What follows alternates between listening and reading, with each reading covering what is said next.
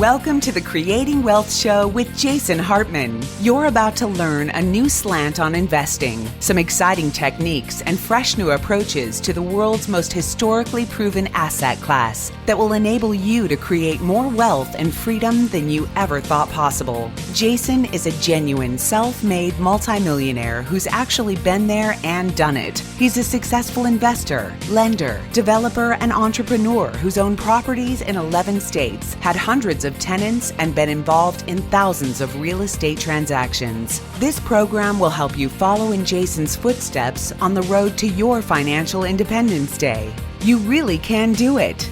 And now, here's your host, Jason Hartman, with the complete solution for real estate investors. Welcome to episode 1540, and you know what that means if you are a regular listener. That is a 10th episode show, and today our guest is a famous actor. Yes, he will be on talking not about acting, not about Hollywood, but talking about the movement to defund police. Remember, a 10th episode show is something of general interest, not all about income property, the most historically proven asset class in the entire world, and the most tax-favored asset class in America, and the most, in a good way, debt-favored asset class in America. This is about good debt. Good debt, it's good. Okay, so we will dive into that in just a moment.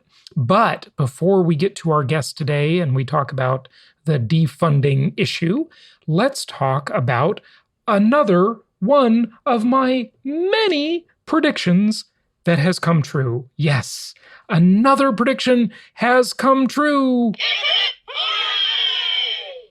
So yes, another prediction has come true.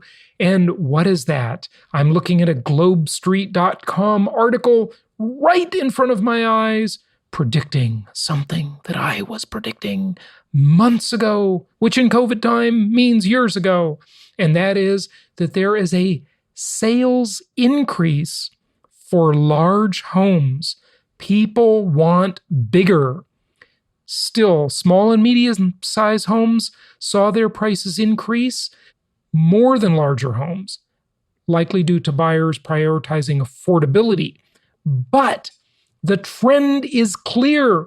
People want more space. Why do they want more space? Because the home is the center of the universe. People are staying home. They want those extra, not just one, but 2 home offices for the 2 adults. And they want extra home office space for the kids to study. You know, one of our team members is talking, every time I talk to him, he's talking about how, his kids are starting school on Zoom. Yes, they're studying from home. And by the way, just a commentary here, folks. This is a total ripoff for parents. Why? Because guess what? The teachers don't have to work as much. The schools don't have to teach as much. And they are not getting the benefits of physical education, of going to school, of socialization, of the cost of running the school, the physical property of the school. Look at all the money they're saving. No need for a janitor if school's closed. No need for a lot of upkeep and a lot of maintenance people, and no need to run the air conditioners and run the lighting. Hey, when I was a kid, I know, I walked to school and it was uphill both ways in the Southern California snow. Yes, just kidding, of course.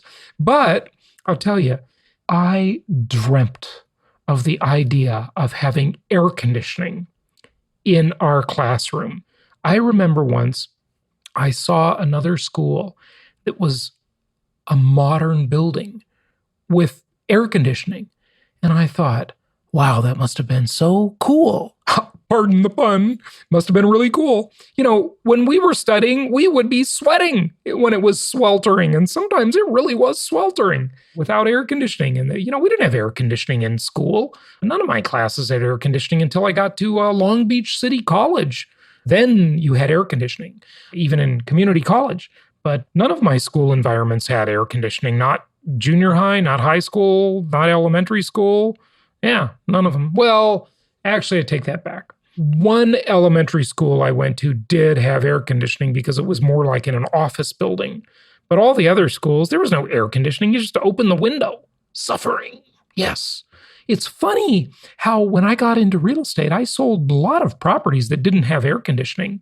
And, I remember once I made a mistake inputting the property into the MLS on my listing, and I had to pay for an air conditioner. Well, I didn't have to. No one was suing me or anything, but because I've never been sued by a client ever. But I thought it was the right thing to do. So I just paid for their air conditioner because I made the mistake. I put it in the MLS. I said it had air conditioning. It didn't. My bad. So there was my air conditioning. I bought them. Yep. There you go.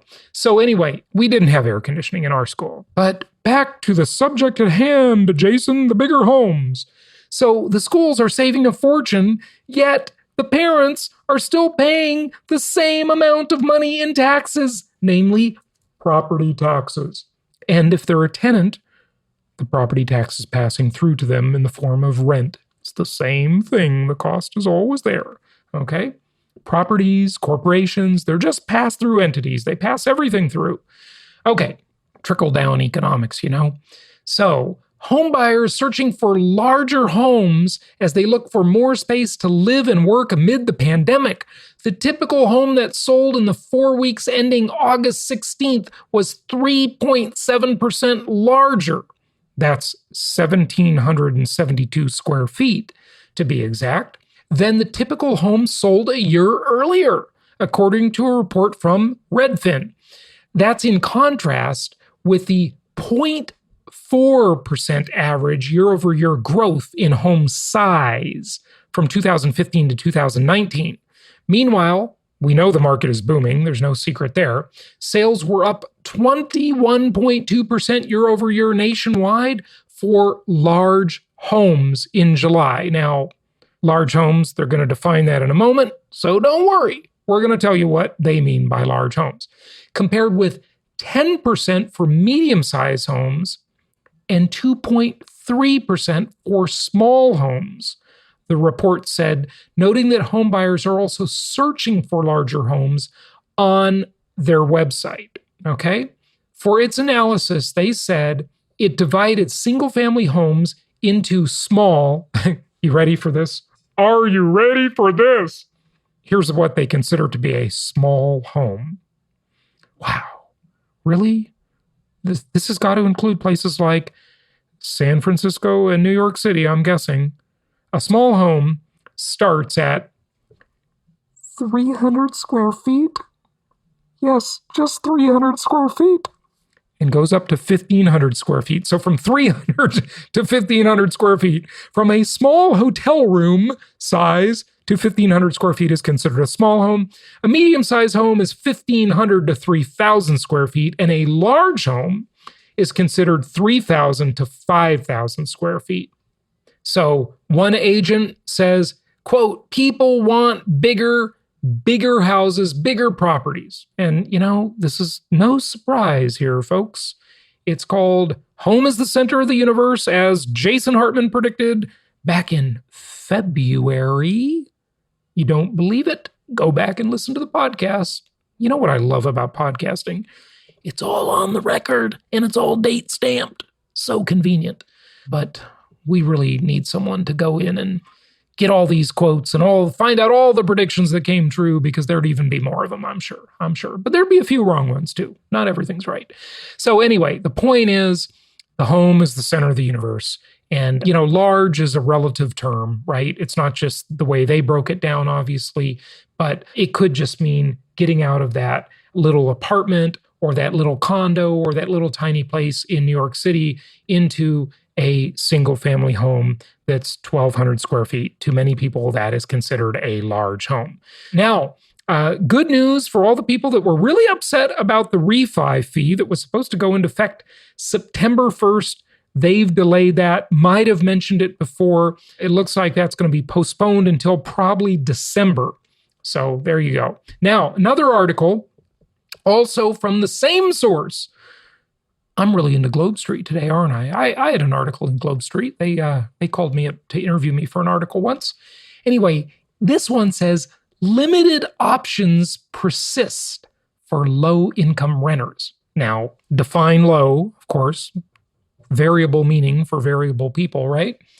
Aren't we all just variable people? Of course we are. We adapt to our circumstances and we vary ourselves. So this one says, well, earlier affordable housing analysis have shown strong income growth for renters. These figures are skewed by the influx of high-income households. See, skewing the stats, right?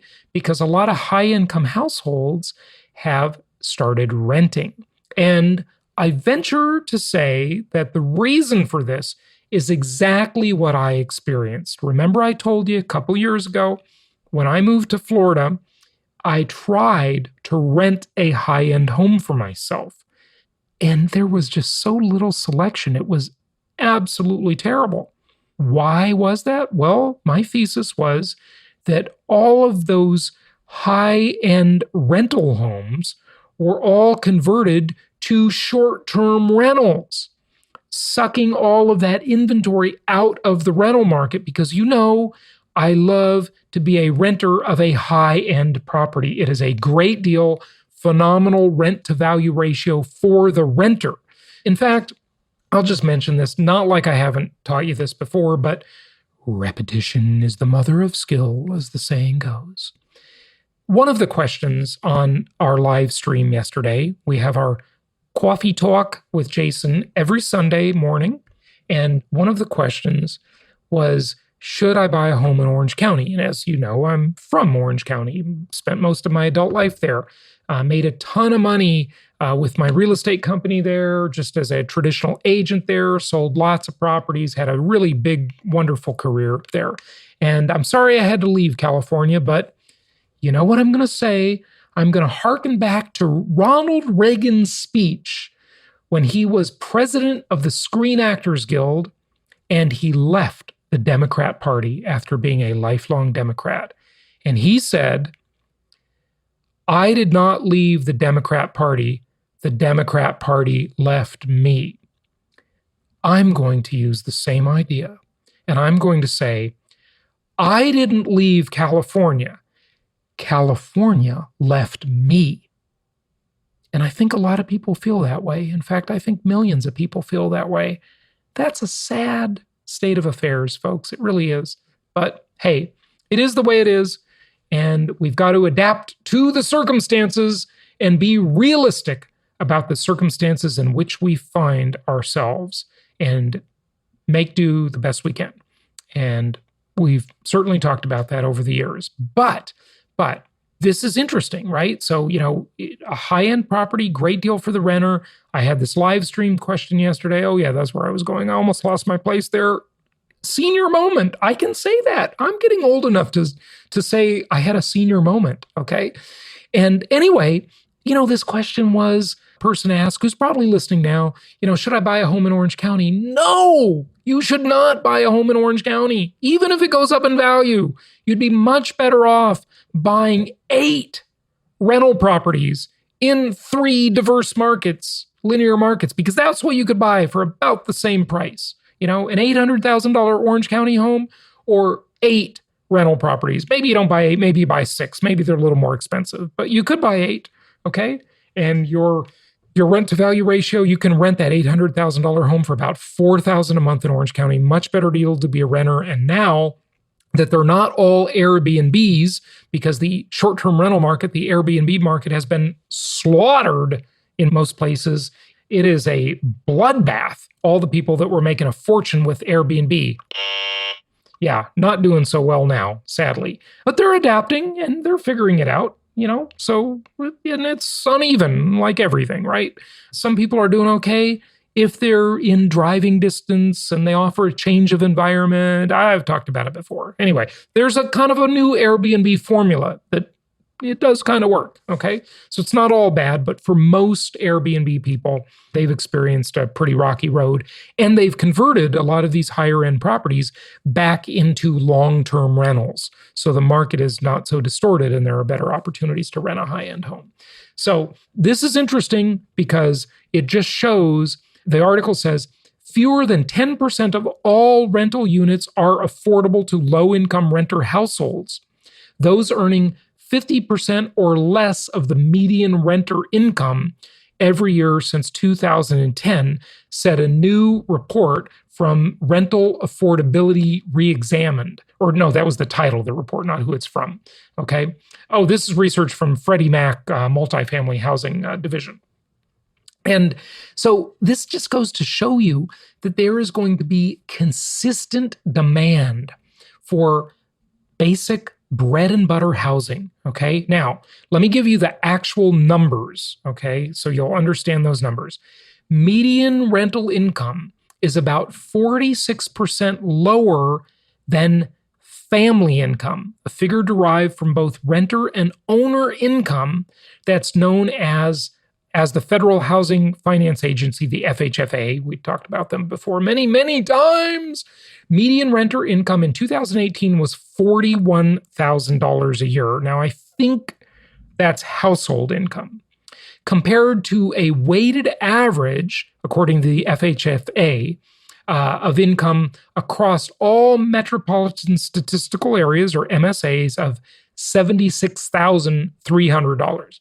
So, surprise, surprise, surprise, renters don't make as much money as homeowners. Duh. Anyone could have probably figured that out. But it just shows that there will be a lot of demand for affordable rental housing.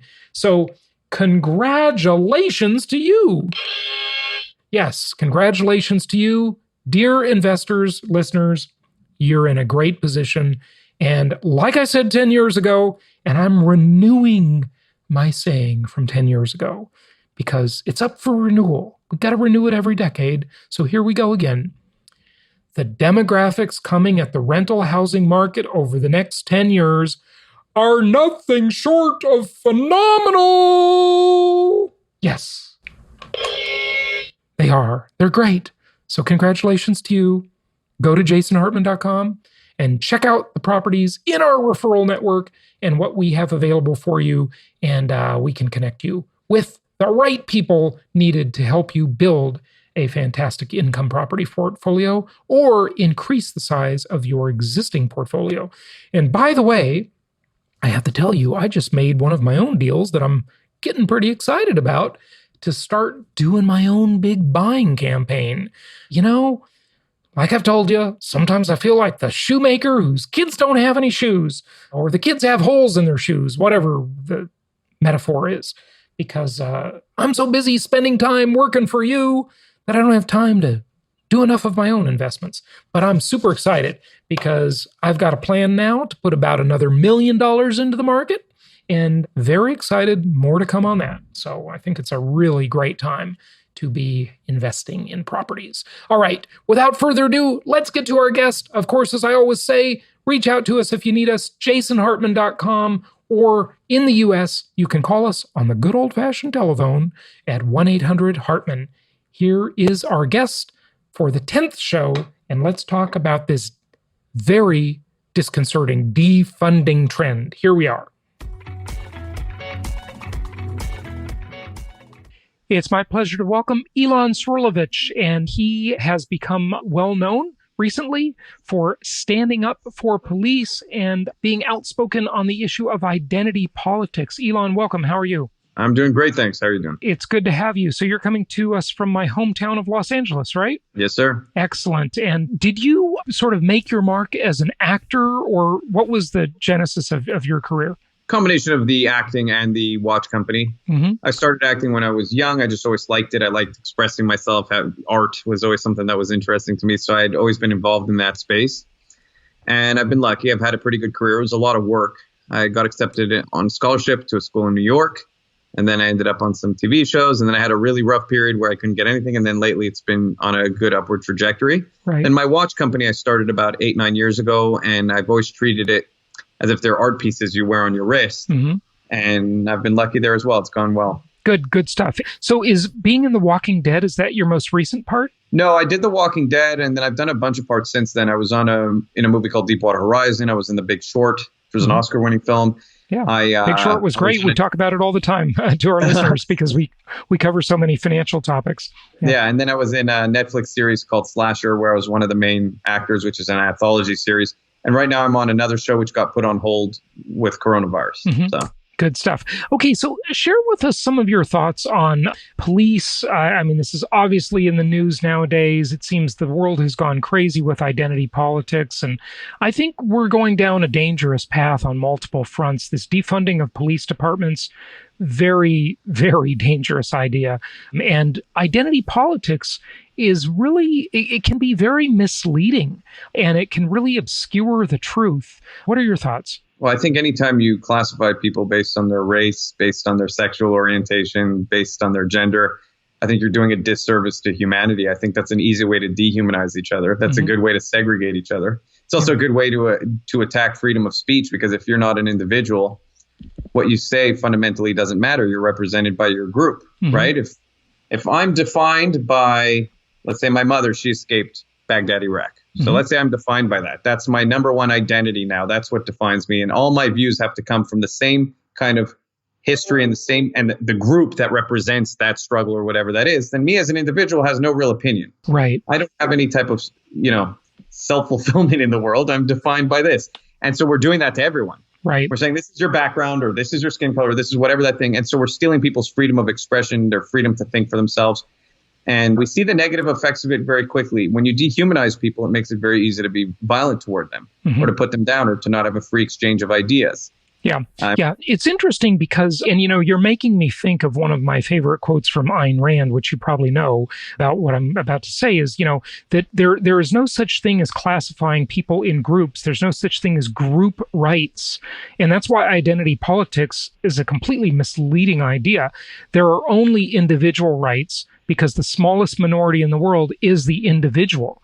And, when you're classified by a group, of course, you have to take on every supposed belief that group has, and you are stuck in your history. And you alluded to that, but expand on that idea. Well, I mean, it's essentially just that once you're defined, essentially, like you just said, Ayn Rand put it perfectly. The individual is the ultimate form of freedom, is the ultimate place to define rights. The end result of identity politics, when broken down more and more and more and more, is that you realize inevitably, right, that someone's an individual. If you took identity politics to the highest degree, to the millionth degree, and looked for every difference that you could form a group based off of, it would get smaller and smaller and smaller until you realize this individual here is defined by all these unique qualities. That's where the beauty of humanity comes in. And we've also tied in this intersectional approach now, where you're not allowed to only care about your own group. You now have to adopt the views of other groups, which fit into the hierarchy of identity politics. In other words, if I want to go save the ocean, I also have to care about LGBTQ, and I have to care about this. It can't just be about the cause I'm doing. Right. And yes, so tying into that issue you were talking about, history is once you perceive yourself and once you define yourself based on your history, if that may be oppressive or that may be one that is full of tragedy, you see no opportunity for yourself in the future. You do not see yourself as having authority over your own life. And once you don't see yourself as having authority over your own life, you can't succeed. It's a self-fulfilling prophecy, because you're at the whim of everyone else. I'm in my position because the world put me here. Right. I'm in my position because society is unfair. I'm in my position because of my identity, because of my history. I have no way out. And if you can truly get people to believe that, then you can actually get them to not have opportunity, to not excel. Right. And what's so fascinating and just so wrong about this is that the people who are outraged, mostly on the left, of course, are the ones that are clamoring for rights.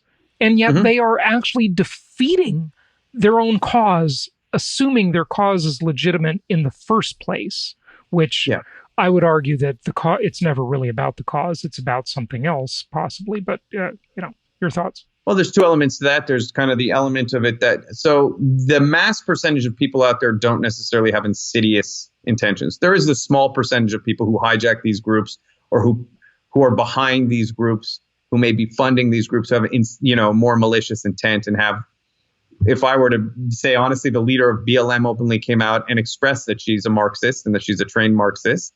So, I mean, there are people who have other ideals that they're trying to push on society. You see on the BLM website, for example, they're trying to break down the nuclear family. They openly don't mention fathers on their website when they talk about the family structure. They specifically talk about everyone else, but not fathers.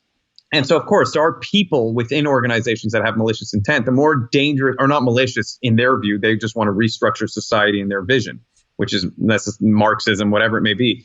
But the vast majority of people are persuaded under the guise of good intention. These are good-hearted people. And what appeals to them is these ideals of a perfectly equal world. Let's say a world without gun, a world where we don't need police. These are things that people look at. And if they're very empathetic and they're very sensitive and they're very drawn in by these things, they go, yeah, I really want to support this because I believe in this idealistic world. They can't disconnect themselves from the reality of what's going on.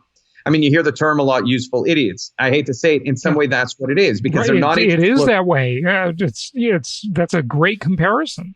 Yeah. You know? And so that's what we see. We see a bunch of people out there who are going out and they also just want to be a part of something. They want to feel like they have value. The title of, I mean, you're in show business. The title of James Dean's famous old movie is kind of perfect. It's like Rebels Without a Cause, right? They have no real cause. They don't even know what they're protesting for, so many of them.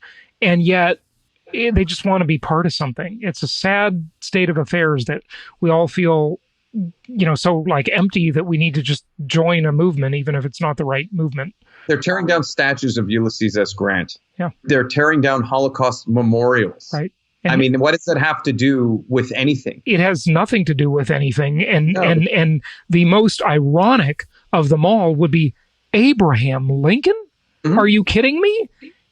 the person who freed the slaves and brought the country together. Yeah. I mean, that's just so... unless you look at it from your perspective or our perspective that we were talking about earlier, which there are people who have the intention of rebuilding kind of the foundation of America. And if you look at it from that perspective, the best way to do that is to erase history. Right. And then to destabilize, cause anarchy, all these things happening. If you look at it from a kind of structured point of view.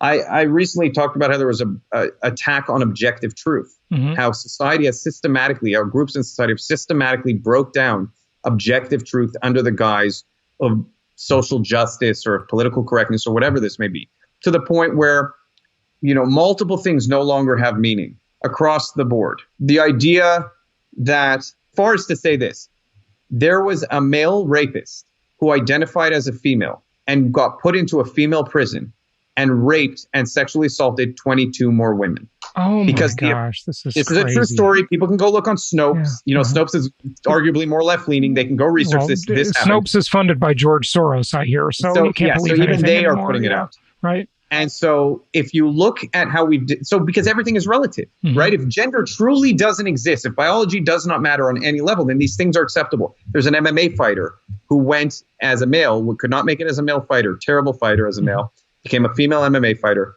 fought a pretty high-level female fighter, and cracked and broke her skull in their fight. And I mean, so there's certain objective truths. Reality will not allow you to play this game. But if you keep trying to push it and push it and push it, there's obviously people trying to do this across the board with very different. Every aspect of society is under attack. We don't need police. Everything. History is kind of revisionist now. Well, what's interesting about the we don't need police, do you know who stands to be the biggest victim of defunding police department? Women. Yes. Yeah. I mean, the savage nut jobs out there can just run roughshod and pillage and rape and do whatever mm-hmm. they want if the police aren't there to stop it. And then you look at the gun rights issue related to this. If people can't have guns and they can't have police, what are they That's the irony here. The biggest argument the left has always made is that the government could never be corrupt enough again. Like they always laugh at you when you say, listen, I believe in gun rights because I believe that fundamentally the Constitution was right in that the population should be able to protect itself against a potentially oppressive government. And that kind of keeps things in check. And they've always laughed, made jokes about people who say that, oh yeah, you're going to do this, you're going to take over this. What do we see today? That mm-hmm. argument cannot be used anymore. Right. What do we see? The push for no more police. We see autonomous zones. We see mass mobs going to people's homes. And how are they not taking over the home? I don't know if you saw this video recently of that little old couple who came out of their home. They're very rich. They live on an estate. People went into their front gate, went onto their property. We're talking about a mob of people threatened to burn down their home, kill their dog, and do all this stuff. the husband came out with an AR. The wife came out with, I don't know what kind of gun. It was a little handgun. And they were able to hold people off. Mm-hmm. And so you're not going to convince me at this. And this, by the way, the mob is being protected by politicians at this point. So the government is endorsing mob mentality. Right. You're not going to tell me that guns, from this day forward, I never want to hear that argument again, that the government could be so corrupt that we need guns. So why is the government enforcing mob mentality? I have my own ideas, but I'd like to hear yours first. Well, I mean, it's, for one, just objectively speaking, if I were to look at the timing, it's an election year. Right. The more chaos they can cause right now, the more they can put it on the Trump. Incumbent. You're right. Yeah. And so I believe that's part of it. I also believe that there are, like we said, there's people who want to destabilize the country. I can see, again, objectively speaking, I see how multiple areas of the country have been attacked. It's on a social level, or art even has been attacked. It's controlled through, if you look at school, the notion that school is objective at this point, to me, education is false. We have 95% far left professors. The type of stuff taught in schools to my own niece and nephews that I've seen is, so I believe beyond just the police and beyond just, like we spoke about earlier, I believe there's ill intent behind it. Yeah, I agree. And, nobody's allowed to stop the party of their own voters. So the party being the riots, and look who that voting bloc is, right? It's all Democrat. It's 100% Democrat voting bloc. So, that's Joe Biden's biggest campaign rally ever.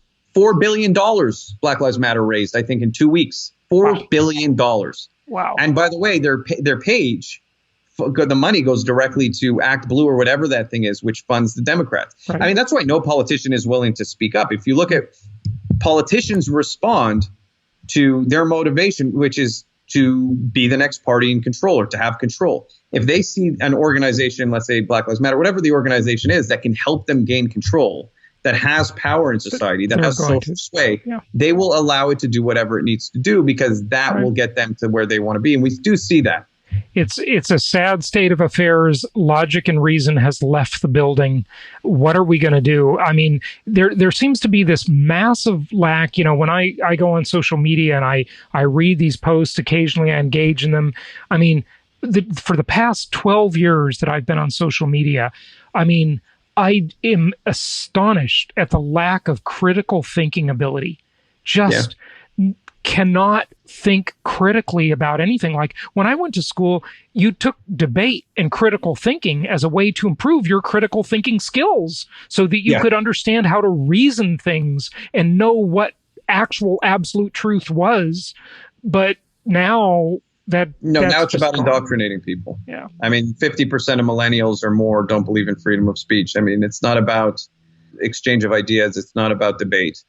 And so I don't know what you do. What I do see, which is definitely the wrong answer, is complacency. I see people scared to speak up. We've kind of given up on our freedom of speech, not out of, legislation or regulation against it. We've given up out of social pressure. Right. So we're just caving in. We're saying we're being weak about this. People should be out on the street being willing to say what they think. People should be out on the internet being willing to say what they think. At this point, the reason people don't is because no one else is willing to do it. So if no one else is willing to do it, and you got to be the first one, you're scared your life's going to be ruined, because we see this every time someone speaks out. I mean, I felt like it was a risk just putting out a positive video of police. I felt like that could destroy my company. I felt like my family could actually be in danger. My brother called me up. He goes, look, people may dox you for doing this. They make, this. And that's the truth. That's the world we live in nowadays. But aren't these the tolerant people? Well, that's the hypocrisy of it. They're not actually, of course, we know they're not actually tolerant. And they do it under the guise of being tolerant. They do it under the guise of being the moral authority on a subject. And so it's very dangerous because it's not blatant. You look at, let's say, a far right, white supremacist, racist guy. He's kind of transparent. He's telling you what he thinks. Right, exactly. That's a good point. He's not trying to sway you through what you see on the left is this mainstream ideology of obsession with race, of obsession with identity, of anti-capitalist ideals, of whatever they have to do to have control. And in my opinion, that is not the right way to approach things. The danger is that it's appealing to a mass percentage of the population because, again, it's under the guise of an ideal. When I hear the term Black Lives Matter and I look at the history of racism in the country and the history of problems we've had in the country, I go, yes, absolutely. But it's not just the U.S. They act as though the U.S. is the only country that did that. I mean, there are slaves today in the modern world, the biggest slave traders were in the Middle East. I mean, it's like, well, why does the U.S. is the only one willing to sort of let people criticize them? It's like, where's the criticism of the whole world? Listen, look at folks. The reality is that the whole world used to be barbaric. Okay. Yes. And, some countries grew out of that barbarianism faster than others. I mean, none of what happened in history was nice or fair or decent. But look, the evil white Christians that were the founders of this country, they came up with the Constitution. That was like at the time unheard of, the whole concept that you would have a document that would actually take rights away from government and give them to people. Like nobody ever thought of that before. Maybe the Magna Carta did that a little bit, but that was revolutionary. Okay. It's the single greatest document in history. Of course it is. Yeah, I agree. And so, again, I agree with you that we're hypercritical of the U.S. I don't mind us being hypercritical of ourselves to improve. I mind when it becomes an overtaken and it gets used as a way to help destroy the great things we have today, when it becomes an attack on freedom of speech. There's no balance in it. There's no balance. Yes, and there's no balance. They never talk about the good things that these people did, like gave them trial by jury. Okay. Yes. It's amazing. It's truly amazing. No, we should be celebrating the good as well. I can't disagree with that either. Yeah. My fundamental point was, though, that when they use the language they use, then it is hard to challenge, because it's a game of language. It's a game of, well, you don't care about Black lives? And you're like, I do care about Black lives. I care about, I don't want to see people suffering if people are suffering. And then they go, well, then if you don't care about Black Lives Matter, you don't care about Black lives. They've made it so that it's impossible to criticize under the guise of, like I said, under the guise of being socially fair, or this is what is right. And so it becomes very hard to have any free exchange of idea. Yeah. Well, you're not going to win this debate through logic, that's for sure. Frankly, I did a show last week, and I think we're going to see a real secession movement in this country, sadly. But I think that's really going to take hold through all this pressure. So we'll see where it goes. Give out your website or whatever you want so people can follow you or learn more. The watch company is egardwatches.com, EGARD watches.com. And if they go on YouTube, and they can see the Speak Truth video I did, which is very good, if they just type in Speak Truth on Egard on YouTube. And if they want to see the new platform we started, it's Speak Truth USA, one word, on YouTube. And they'll see videos, interviews with police, everything. Excellent. And let's hope the thought police at YouTube and Google don't take that down. They've restricted it, but that's fine. Yeah, unbelievable. Unbelievable. It really is. Hey, thank you so much for joining us. Thank you.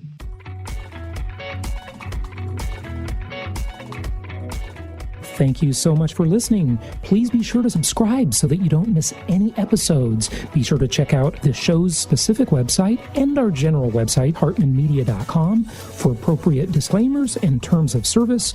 Remember that guest opinions are their own, and if you require specific legal or tax advice or advice in any other specialized area, please consult an appropriate professional. And we also very much appreciate you reviewing the show. Please go to iTunes or Stitcher Radio or whatever platform you're using and write a review for the show. We would very much appreciate that. And be sure to make it official and subscribe so you do not miss any episodes. We look forward to seeing you on the next episode.